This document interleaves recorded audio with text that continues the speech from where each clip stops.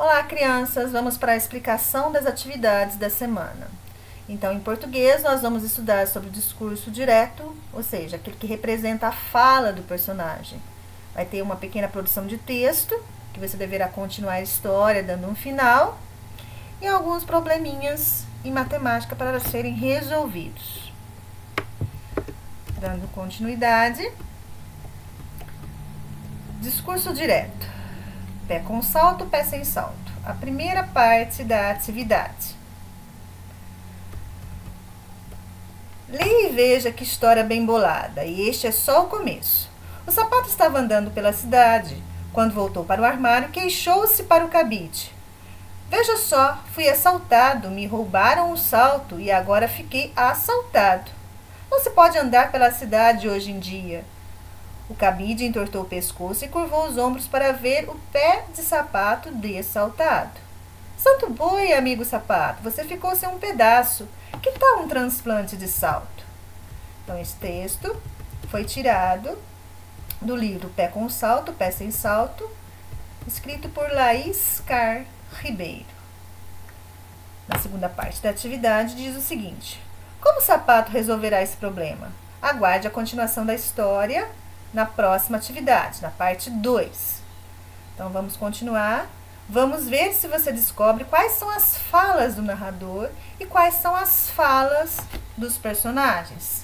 Então, nessa atividade, você vai escolher um lápis de cor, 2 lápis de cores, na verdade. E quando aparecer a fala do narrador, você pinta de uma cor, e quando for a fala dos personagens, você pinta de outra cor. Então, essa primeira parte aqui. Esse primeiro parágrafo. O sapato estava andando pela cidade. Isso é uma fala do narrador ou personagem? Então, e essa daqui? Quando voltou para o armário, queixou-se para o cabide. É o narrador ou personagem? E essa daqui? Veja só, fui assaltado, me roubaram o salto e agora fiquei assaltado. Não se pode andar pela cidade hoje em dia. Narrador ou personagem aqui? E o que você vai observar para saber se é narrador ou personagem? Então, existem alguns sinais gráficos que podem te ajudar a descobrir aí quando é o narrador e quando é o personagem. Falando. Dando continuidade, é a questão que eu acabei de explicar. O que você observou em cada parágrafo para saber quem estava falando, se era o narrador ou o personagem. Continuando aí, no texto, Laís Car Ribeiro brinca com algumas palavras um pouco parecidas entre si.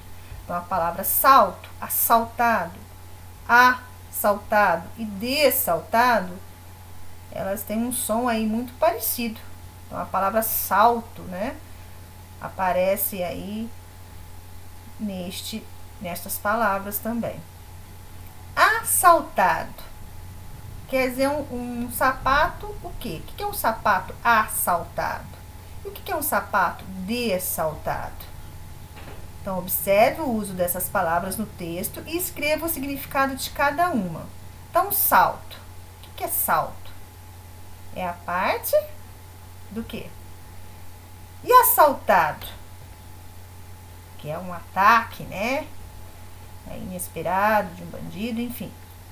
E assaltado? É um sapato de que forma? E dessaltado? É um sapato em que foi retirado o quê? E aqui vem a questão que eu já tinha explicado acima. O que a autora quis produzir no texto ao usar essas palavras? Então, ela quis tornar o texto mais divertido, mais bem-humorado, enfim. Pense aí e escreva. Na segunda parte, reescreva no caderno a segunda parte da história, colocando parágrafo, travessão e pontuação. Então, vai estar faltando ponto final, ponto de exclamação, ponto de interrogação.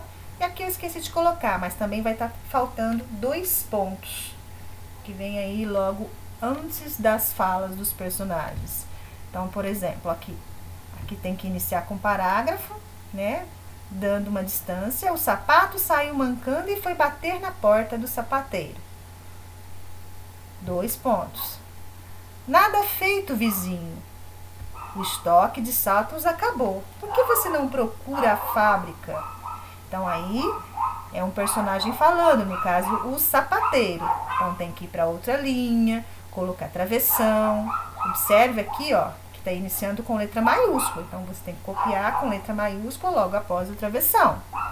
Observe que aqui, ó, o O tá maiúsculo. Então, depois do ponto que você colocar aqui, né, letra maiúscula.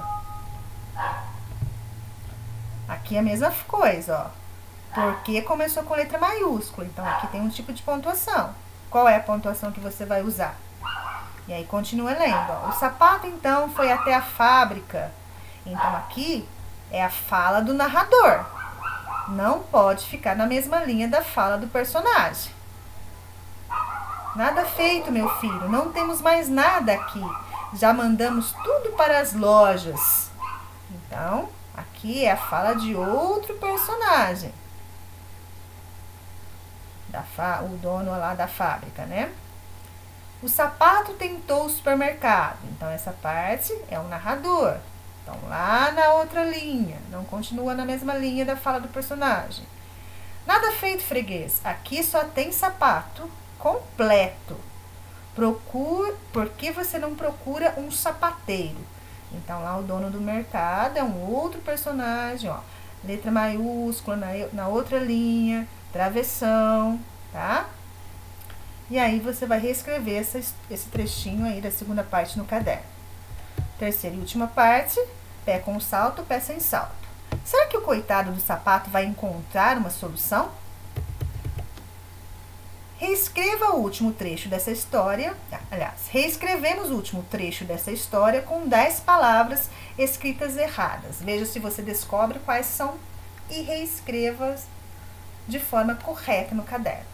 Na verdade, são 11 palavras. Depois eu fui ler, estava faltando uma ali. O sapato já estava desanimado. Foi aí que apareceu o cavalo. Então, você não vai escrever o texto inteiro novamente, não. Por exemplo, nesse primeiro parágrafo, a palavra apareceu é com C. Então, ela está errada. Então, você pode até destacar, pintar as palavrinhas erradas e lá no texto, aliás, lá no caderno, você vai escrever a palavrinha corretamente. Vai escrever apareceu com C. Aí, lá no segundo parágrafo, será que tem alguma palavrinha errada? E vai indo, linha por linha.